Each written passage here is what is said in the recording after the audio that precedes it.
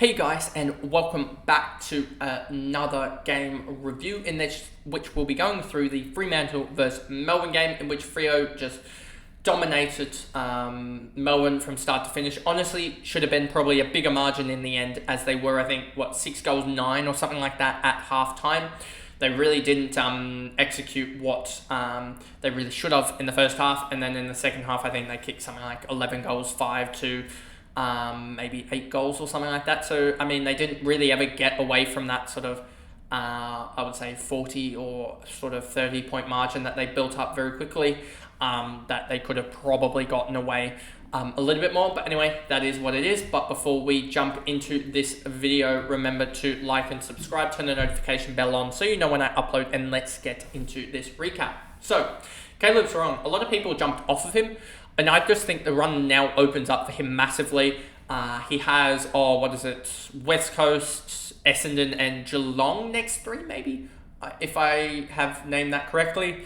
And yeah, I just think that opens up massively. 61-point first half, followed by a 62-point second half. 36 touches, 4 marks, 5 tackles, and a goal. I really like how he's getting on the goal scoring tally a little bit more now, and I just think that his run massively opens up. He scored 107 against West Coast. Against Essendon, has he played them? I don't think he has. They're looking at that. And then Geelong, I don't think he's played them either, but I just think that his run definitely opens up a little bit more. And I'll actually just double check this because we'll see how that run opens up.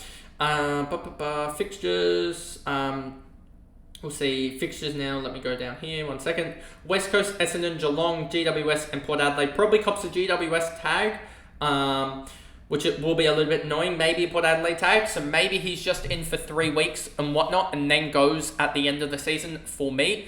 Or maybe he just is a guy that I can use. I'll have by then a 9th primo in the midfield, etc., and I can use that. Maybe that's the way it goes.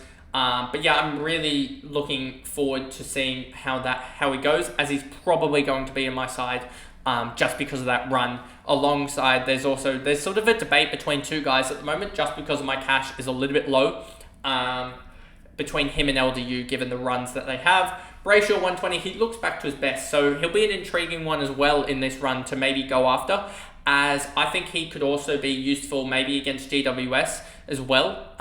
So I have to see how that run goes, given that he is sort of on-off scoring, which is a little bit annoying. So I just want to see maybe a little bit more consistency for him before I necessarily jump on. Tracy, 112, he looked amazing in the first half. Took in the end 12 marks, which was more than his career best, I believe. But he got up to 9 marks so quickly, and then I think tapered off a little bit. 10, 11, 12 marks, yeah. So he had 9 marks, I think, in the first half. Which is really, really good. Hayden Young, 89. This is the reason why I got rid of him. He had a really good second quarter and really good fourth quarter. 28 touches, 3 marks, 1 tackle, 2 behinds. And really wish he hadn't scored that well in the end. If he'd scored like a 70, this would have looked really good. And if Dunkley hadn't scored a 60 and scored like a 100, then I would have gotten out of there with 220 points or so, and only really given away about 170. But in the end, it was about 190 to 75 plus 89. I think it was 186 to, 164. So I ended up going plus 22, I think, on the trades, which is a good thing, especially because I think that Dunkley will do better, and I think that there's not really much growth for Crisp and also the likes of Hayden Young. I don't think there's too much growth there. I think they'll average about 180 from the rest of the year, whereas I think Stewart and Dunkley can go 200 to 220. O'Meara, Clark, Ryan. So Clark again, 86, just sort of a middling score. I'm looking at defenders. I think he's one that could move on, but I'm also scared that he just goes, oopsie, hit my mic. I'm scared that he goes like 120 in a game and sort of blows it away. So kicked the goal, had 23 touches, 5 marks. Not really getting those marks, those loaded mark tallies that he had earlier on in the year. Ryan as well, sort of a similar problem there. Walters, Darcy, Luke Jackson, 72, came off for the last 5 minutes of this game because the game was dead, had a little bit of a corky in the knee or something, so that's a watch today with the injury report, but I think Longmire said it was fine, so we'll go with that. Looked really good early on as well in that game. Got to 45 at halftime, but then just didn't do anything in the second half, which is a little bit annoying. Gave away 3 free kicks.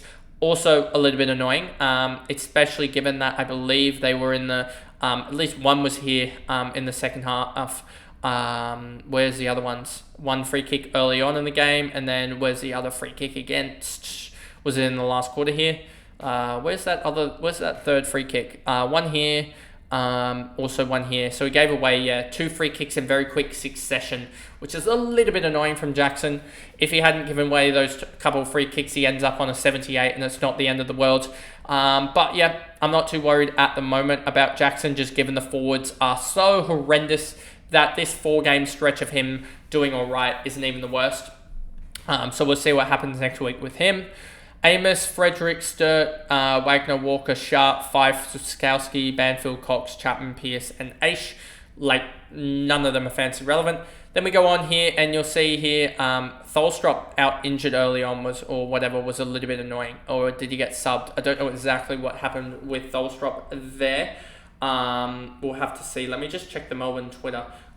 Melbourne Demons, what happened with Tholstrop there? Full-time, half-time, tactical sub at like half-time, which is a little bit annoying, because he just had a horrific second quarter with 2 free kicks against.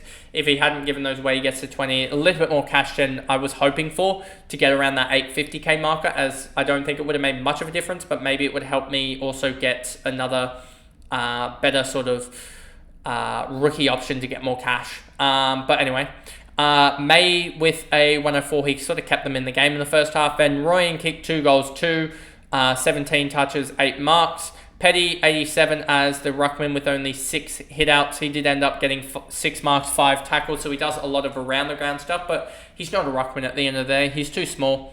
Billings, 75 in the second half. He did end up with 7 marks, 18 touches, so he did his work as a sub as best he could, but in the end of the day, he's just not fancy relevant just because he isn't going to put up big numbers.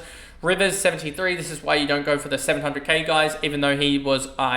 his role was sort of there or thereabouts, but just wasn't as good as the likes of Stewart, I felt like, because Stewart had almost the perfect role. So Rivers, maybe that's just another outlier game and he gets back to it, but I didn't want to tempt it just because his role changed and he had this 62 in here that had he didn't really have an impact to cause that 62 or whatever. So that's why I went for Stewart over him. Bowie, McVee, McDonald, Chandler, Langdon, Neil Bullen, Viney, Oliver, another one that I don't know whether this one's going to be about a preseason or whether he's just already cooked. 18 touches, 2 marks, 5 tackles, 3 free kicks against for a 63. It'll be so interesting in preseason or whatnot, and whether or not he plays the round 0 could be a determining factor with him, with the likes of whether we actually pick him or not, because he's on track to be like 75 average for the year, and that's just right in the range for having historical value, I think.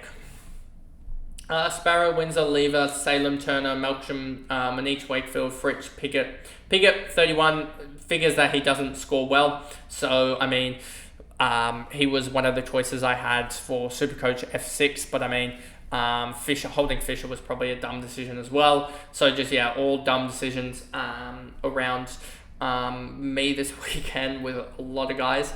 But anyway, that is what it is. And Pickett just didn't fire, and he can have these type of games. 6 touches, 5 tackles, 3 free kicks against, and no goals for him. But anyway, that pretty much is the video. Not really a long recap of the Fremantle versus Melbourne game. And I will see you guys in the last recap of the round tomorrow, the Carlton versus North Melbourne one. Bye, guys.